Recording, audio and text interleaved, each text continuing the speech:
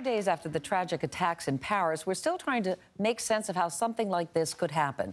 People in this country are wondering if it could happen there, could it happen here? Joining us to shed light on the potential threat is NBC News terrorism analyst Evan Kohlmann. Evan, thanks for joining us. Thank you. Can you bring us up to speed on what are the latest developments? Sure. Right now, authorities are pursuing two different individuals who they think may have played a role in this event. One individual who's suspected to be in Belgium or Paris, another one who may be hiding in Syria. But both of these people they knew about before, right? That's kind of the sad part, is at least one of these guys, he not only was known to authorities, but he was actually featured in English-language ISIS propaganda, talking about sneaking back and forth between Syria and Belgium, planning for terrorist attacks. And it is, obviously in retrospect, it means something, maybe not beforehand, but in retrospect, it's very difficult to read those words. Well, you wonder why that person wasn't being watched carefully, especially given what's happened in France in the past year. Yeah, and it's interesting. This is someone that they've really focused on. There were airstrikes that apparently were targeting him in Syria last month.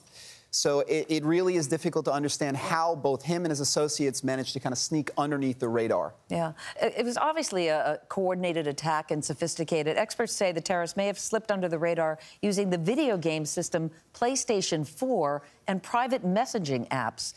I didn't understand this at all. How does that work? Yeah, in an expression, it's security by obscurity. The idea is that not that these places are difficult for the NSA to monitor, they're just difficult to find. I mean, the NSA doesn't look through every single gamer conversation looking for terrorists.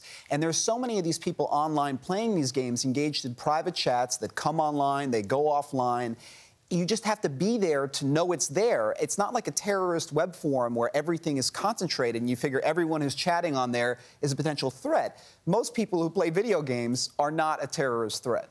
And also, I mean, you can't be watching every game, so you have no idea where it's going to pop up. Yeah, and that's also the challenge largely, overall. You cannot stop someone who's intent on killing themselves from attacking a soft target. It's almost impossible, even if you know they're coming. We've had a debate in this country, and I'm sure we'll continue to have it, given what happened in France, about the balance between protecting our civil liberties and government surveillance efforts.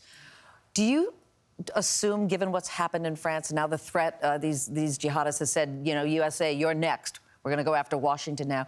Do you assume we will have to give up more of our civil rights in this country? Well, look, I hope not, but I do think that this may mark a shift from the era of Edward Snowden towards a different era where it's being more balanced with threats from terrorist groups. Look, there's been a big debate in this country, as well as France and other countries, about whether or not governments should have the right to surveil their citizens, whether or not governments should have the right to be able to break through encryption packages. And thus far, it's been kind of on the side of freedom and liberty that's been holding out. But, there is this question, do we really want to allow terrorists to plan in secret and be blind to what they're doing? Do we just want to reward terrorists for being sophisticated and using encryption and just punish the ones who are stupid enough not to use encryption? That doesn't make a lot of sense. Right. How vulnerable are we, Evan, do you believe, this country? Look, we work directly with the DOJ and the FBI here tracking ISIS cells, and I personally have reviewed the hard drives of individuals arrested for trying to join ISIS. And I can tell you that there's been no individuals that I've seen here in the U.S. that have nearly approached the level of sophistication that it would have taken to carry out the Paris attacks. Mostly what you're talking about here in the U.S. are ones and twos. You're talking about a couple of guys here and there. It only takes a few. It only took 7 in Paris. Well, that's the problem, is it doesn't take a PhD to murder somebody. And it doesn't take a PhD to buy a weapon at a gun store. And the concern is that just 1 or 2 guys looking at what happened in Paris, either in sympathy with ISIS or being in direct contact with ISIS, might decide to carry an act of violence on their own. It may not be on the scale of Paris, but does that really matter? It's still a tragedy. Do you believe that closing the borders is the right solution? No, I don't. My personal views are colored by my personal experience. I'm the son of immigrants. My father was a Holocaust survivor. When I see the faces of these people fleeing from bloodshed, from having barrel bombs dropped on them, from being afraid of being burned alive by ISIS, and I see the faces of terror, I see the faces of the people that came here in the 1930s on ships and were turned away from the U.S. because they were deemed to be undesirable at the request of craven politicians. But we live in a different world.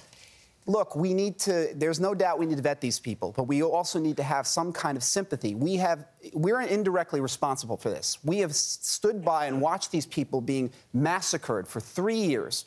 We laid out a red line in Syria. We did nothing when that red line was violated. We have watched these people being murdered by 2 different groups, 3 different groups of people. At this point, we really need to have some level of... You're saying we're responsible for what happened in Paris? We're not responsible. But if you look at what we've done in Iraq and Syria, we are responsible for helping to fix the problem. You know, it's not just the Syrians' responsibility here. It's all of our responsibility to fix this. To try to assume that it's just going to be the Syrians who are going to fight ISIS, that's idealistic, but I don't think it's realistic. And I think, you know, we invaded Iraq in 2003. It was a terrible mistake. But nonetheless, we bear some responsibility for trying to fix what has happened since. And it's important that we understand that. We don't want to put American lives on the line. But when you see the faces of these Syrians that are coming, kids, I mean, can you really turn them away? I mean, these are children. It's not right, and it's not humane. Certainly not the American way. No. Evan, thank you so much for joining us. I really appreciate it, sharing your insight.